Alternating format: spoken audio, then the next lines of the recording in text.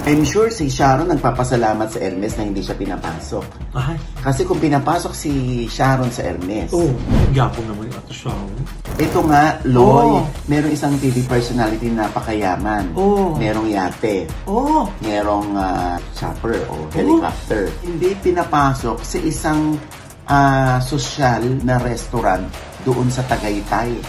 Iba lumabas yung picture na yun.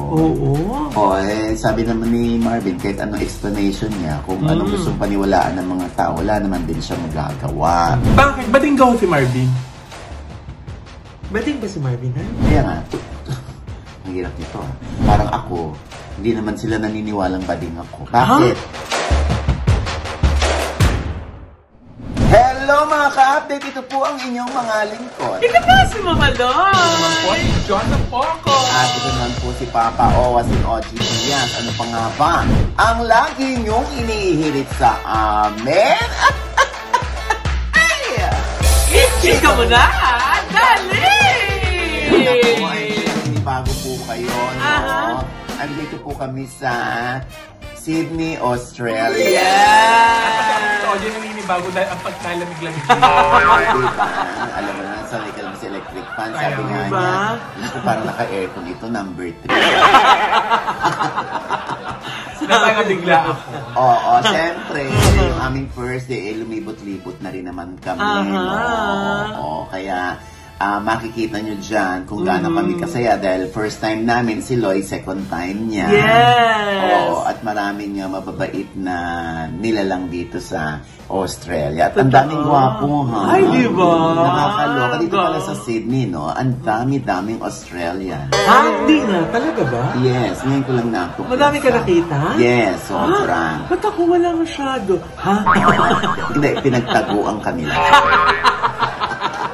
Ayan, syempre. Tapos lamang po ng aming show sa Fairfield. Kung saan mainit tayong tinanggap ng ating mga kapwa Pilipino na naroroon. Yes, ang daming tao. The full day event. Ayan, syempre nakuha pa nating mag-judge, no? Kinalaman ko sa beauty pageant, pero syempre, bilang ako'y talent manager, nakikita ko sino yung potensyal. Nabigyan din tayo ng chance makapag-judge, no? Habang kasama si Josa at si Loy. Yes, akala ko, bilang ikay isang lalaki, eh. Kaya, oo, kaya, alam mo yung mag-appreciate ng beauty. Hindi naman. Laki ng katawan nyo. Paborito mo yan, totoo. Oh, syempre, diba? Diba? Macho-macho siya dyan, eh. Ayan, no? Ay! Nakakagusto siya. Ba't di ka nag-brad siya? Eto na nga po yung chika. Meron pong nagkagusto kay nanay. Para itong si Rock! Australian, pero laking taga-London. At ang nakakaloka, hindi siya girl. Boy siya. Totoo ba? Di ba? Yung tingin dito sa makeup natin, may nagkakagusto. Diba? Ang lakas talaga ng kamandag na. Ay, gwapo yun. Nose line lang yan. Naririnig kaya niyang tinig natin dito. Ay! Bakla. Kahit hindi niya naiintindihan, no? Diba? Parang sa Australia, hindi daw uso dito yung mga chismisan, pero tayo ang nagdala ng chismisan. Diba? Nakakaloka. Pero syempre, ang ating pasasalamat kay Francis, kay Miss Marivic, sa ating, kumbaga, bodyguard. Yes, ang ating marshal ni si RJ. Yes. Ayan, at syempre si Stephen. Yes, ang ating piloto. Yes, diba? ay dinalo po din po namin yung parents ni Lloyd, tsaka yung kapatid niyan si Marvin. Nandito rin sa Sydney. Pamangkin ko si Joshua. Diba? Ayan. So, masaya ang aming rito, first day. Yes. At marami pa kaming kwento. Daming Pilipino nakakakilala sa atin dito. Correct. Yung ibang Pilipino talaga nakita si Josa. Talagang pagkita kay Josa, ginano nila yung bar. Bakit? Sorry, hindi pala to si Jex. si James nag-ano. May nakakita sa iyo yung picture ninyo. Ay, oo, di ba na yun? Tignan mo, may picture siya sa inyo nung nandun ka pa doon sa balik-balik. Si Joseph Magno. Oo. Buti nagbagong buhay ka. Tapos nagka-picture ulit sila ngayon. 90s yan, yung payat-payatan pa ako. Di ba? Saya. Wala pa siyang Tito, may nakakain ka na noon. Sabay yung struggling life mo. Yes, oo. Uy, hindi naman struggling yan. Tignan mo naman, naka-forma si nanay dyan. Nag-ano na ako niya, nag-showbiz linggo. So, mga 90s yan. Oo, Diyos ko, tinan mo naman, Diba? Anyway, nako, first day pa lamang po yan. Marami pa po kaming kwento. Pero nakakaloka. Siyempre, kahit nasa Australia ka, abay nakakarating sa mga balita through online. Diba? Oo, una na dyan, diba?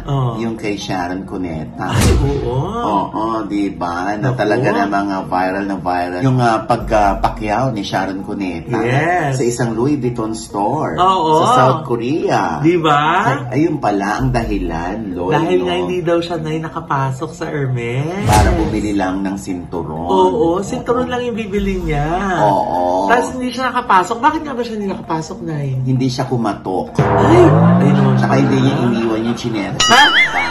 Hindi, joke lang. Hindi.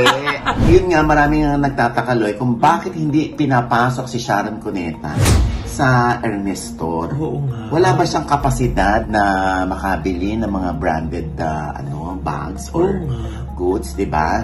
Yun na nga. Nababasa lang po namin sa mga comments na kaya pala ganoon, dapat daw si Sharon nagpa-schedule o nagpa-set ng appointment na siya papasok sa Hermes store.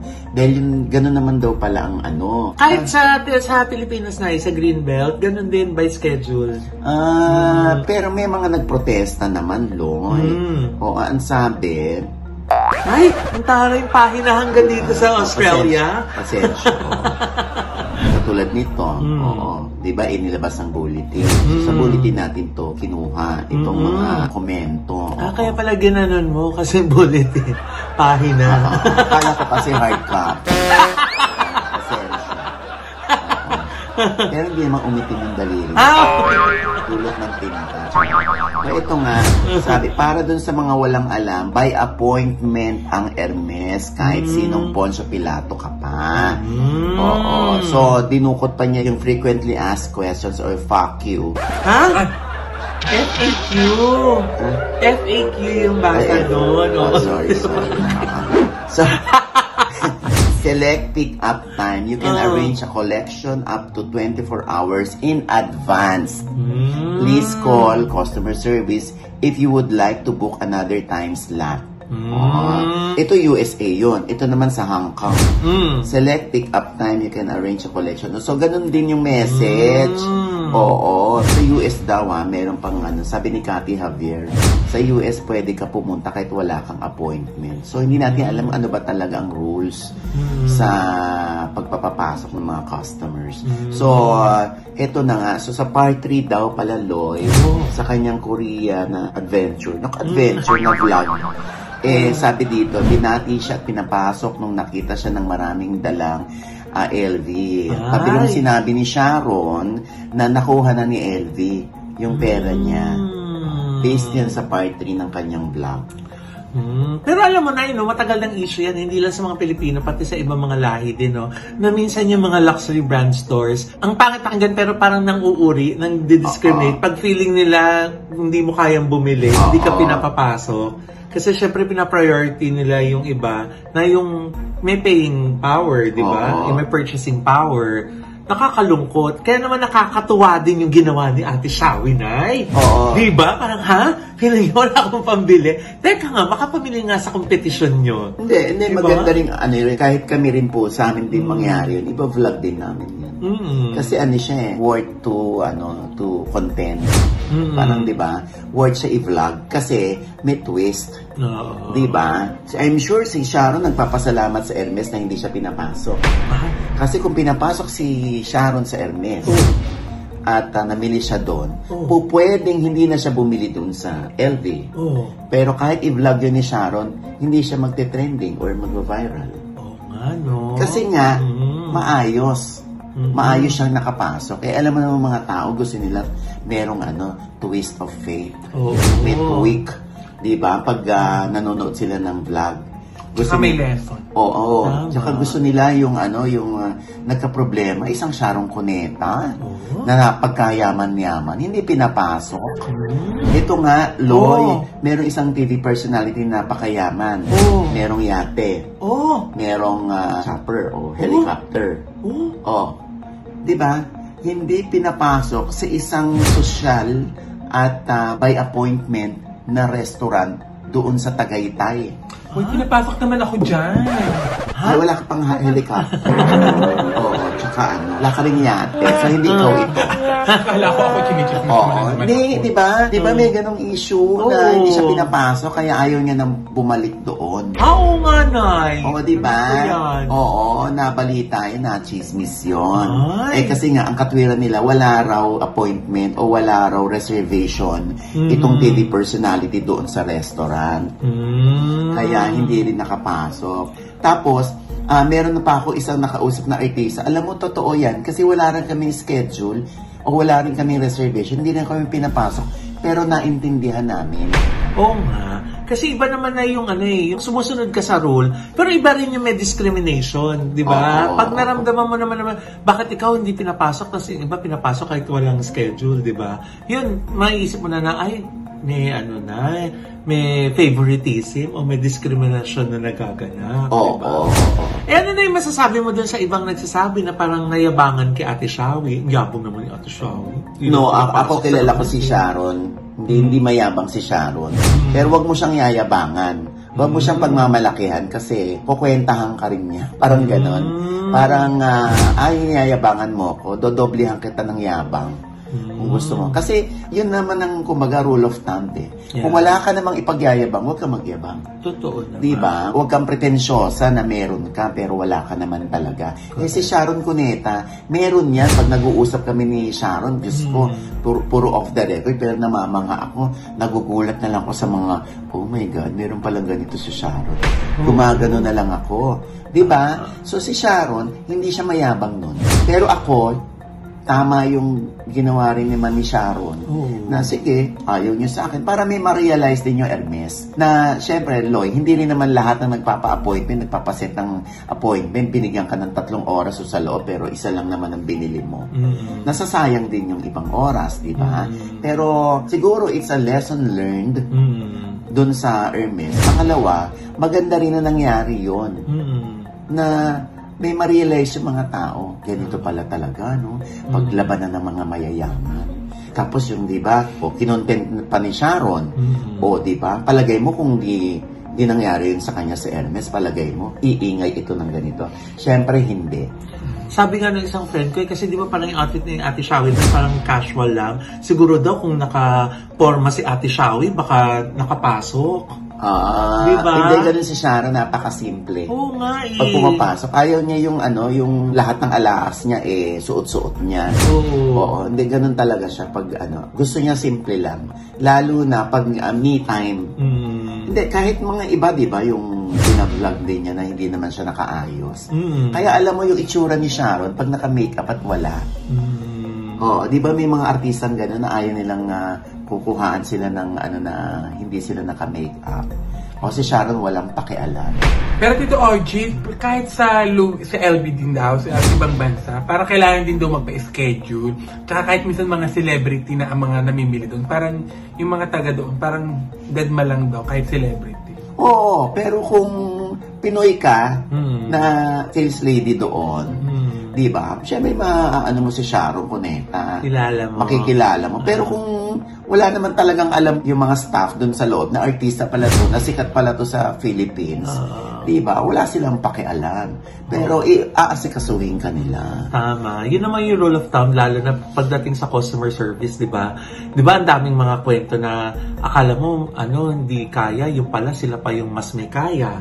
Pero hindi mo pinapasok, nawalan ka ng benta. Pero napaka-opportune nung time na ikwento o na lumabas itong balitang ito na nandito tayo. Dito din mga ibang nagkwento sa akin na minsan pumasok sa store, tapos dahil nga Pilipino sila, feeling hindi makakabili.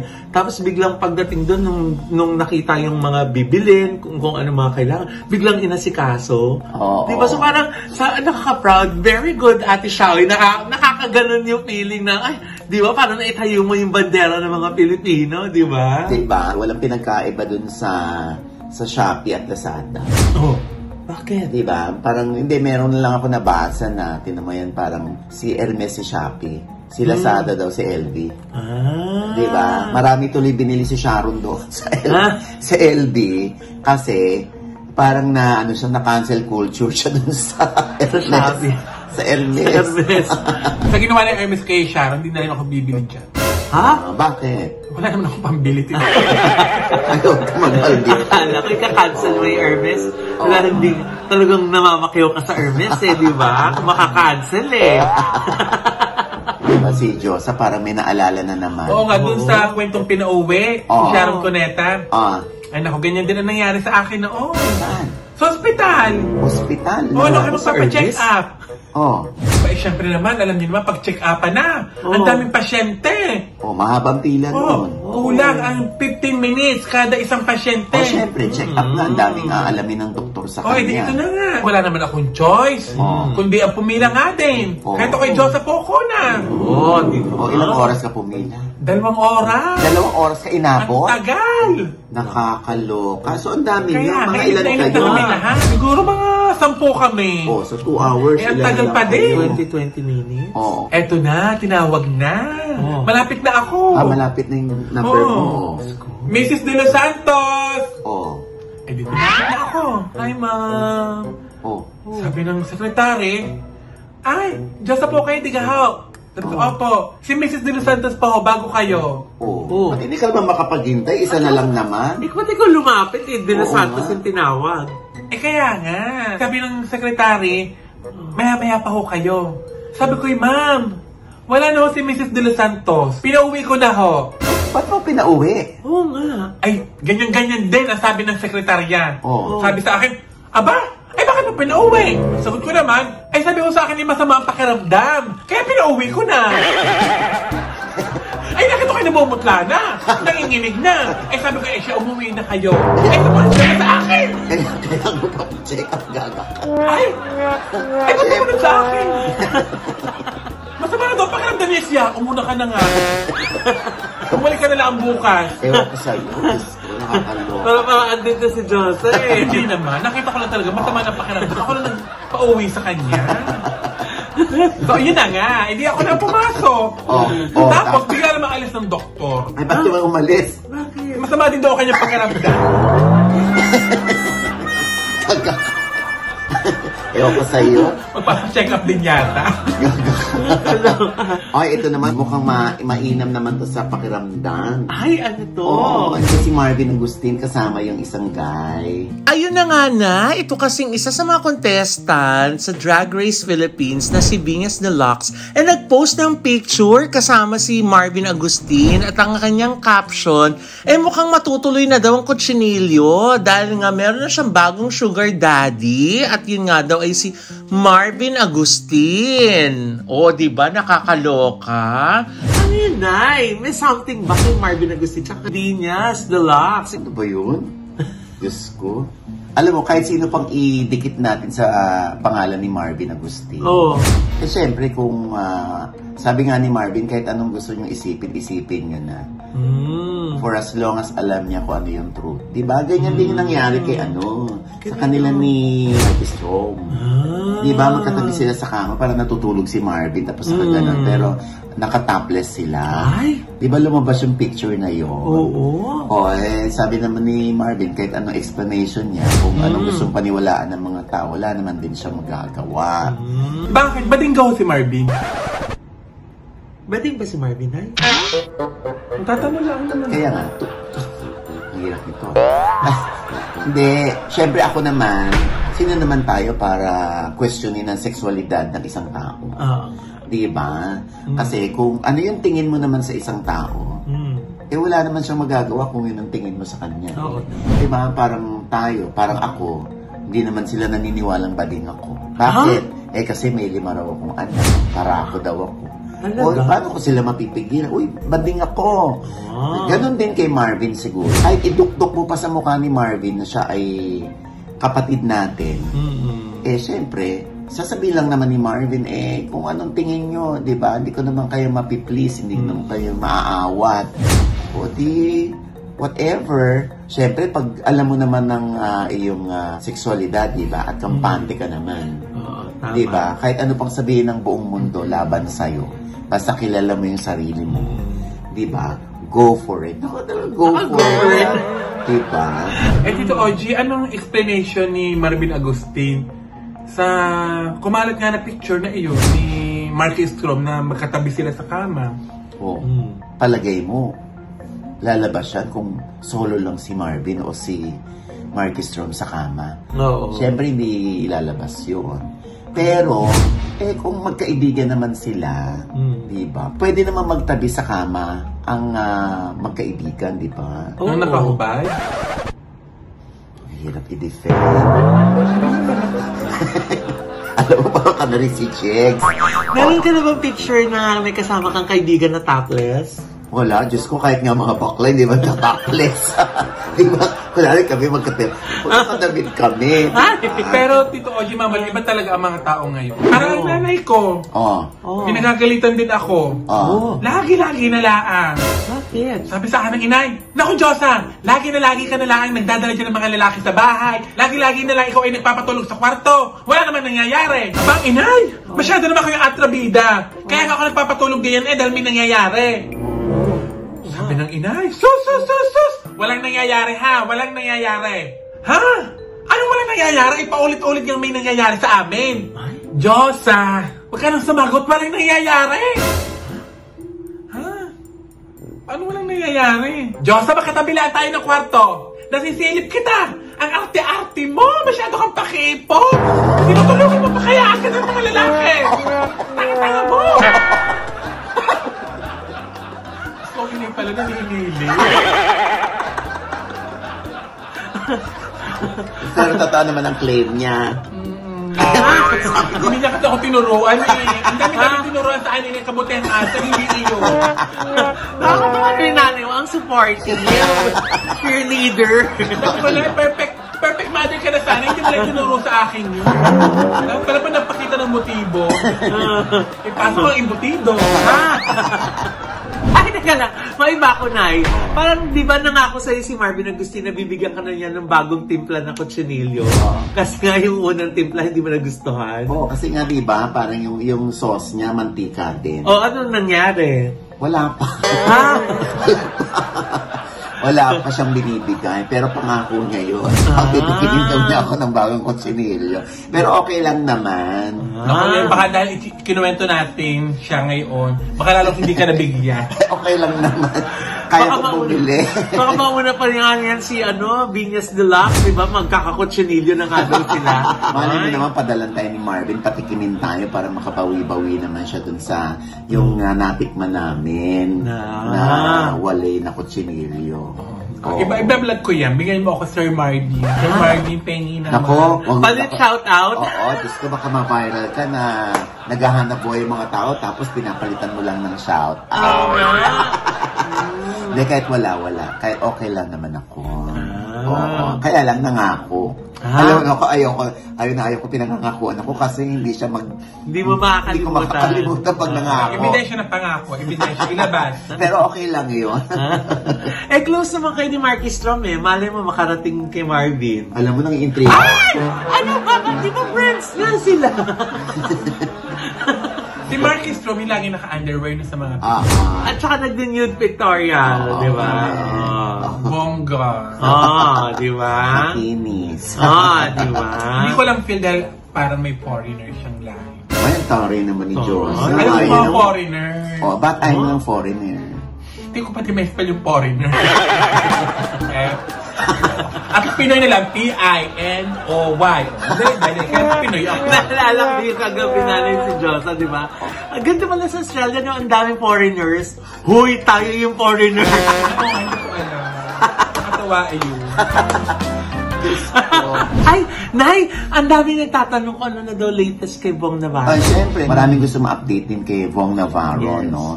Oo, siyempre, dinina yung kanilang petisyon na siya'y mamalagi muna, pansamantala, sa NBI. So, parang anytime ay ihahatid na si Vong sa Taguig City Jail.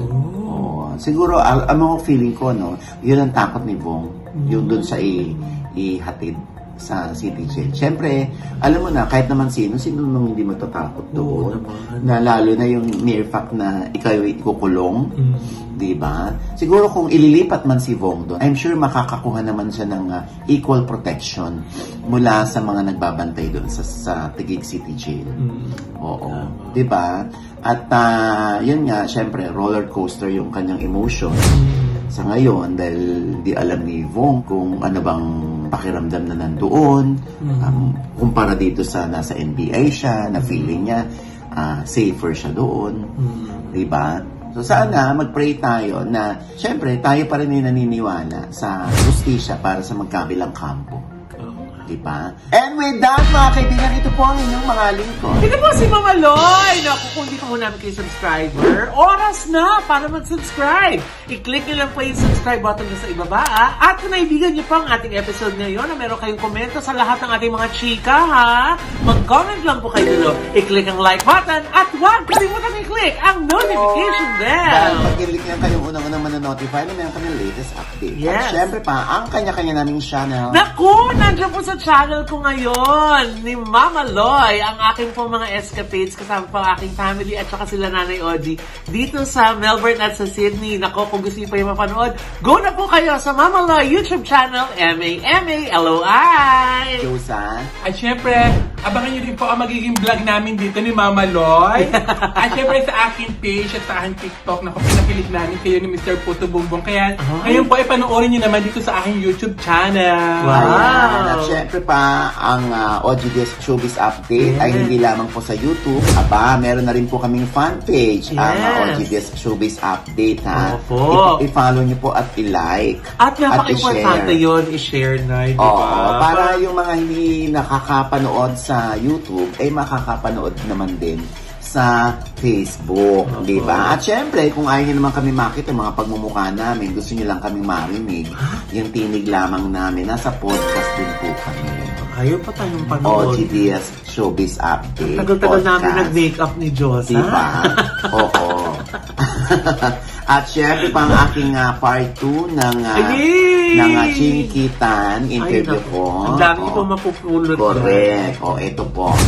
Saan ka naiinis na ugali ng isang tao? So one thing I cannot stand are yung mga user-friendly people. Friendly lang sila pag may use ka. So, alam mo, kaibigan kita. Huwag ka nang sumuong dyan. Tapos, biglang nabalitaan ko, pumasok. Ikaw, huwag ka nang lalapit sa akin. Pag ikinwento mo sa akin, mumurahin kita. Kasi minsan ginagawa lang natin dahil nainggit lang tayo. Ito, grabe, mas nakakaangat-angat ka nga sa buhay. Ito naman, parang hindi babayaran. Hintayin mo ko. Magkano lang naman yan? Nakomatos si Mrs. Na hindi ko siya mahawakan. Parati siyang aburido, galit, inis. Hindi ko na siya makilala. What if kung ito na yung panahon, willing ka ba mag-let go?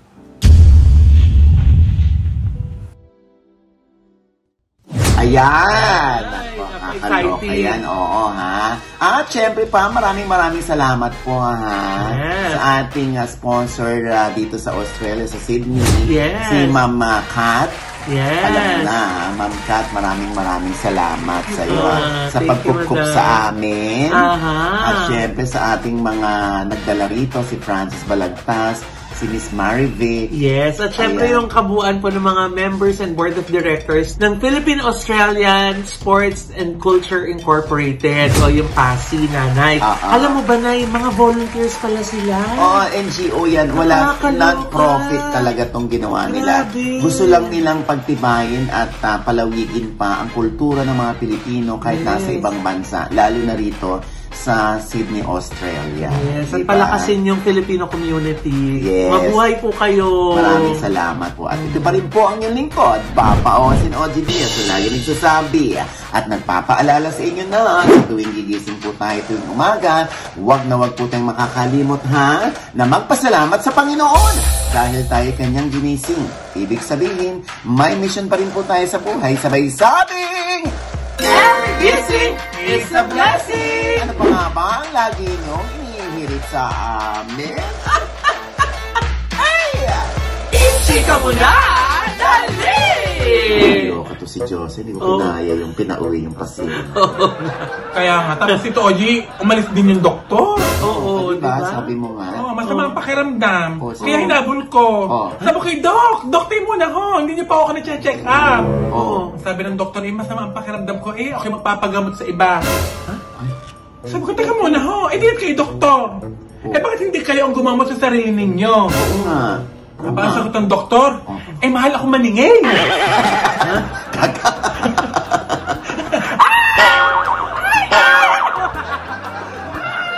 Ilang ni Doc! Ilang linggo walang tumusok dyan, ha?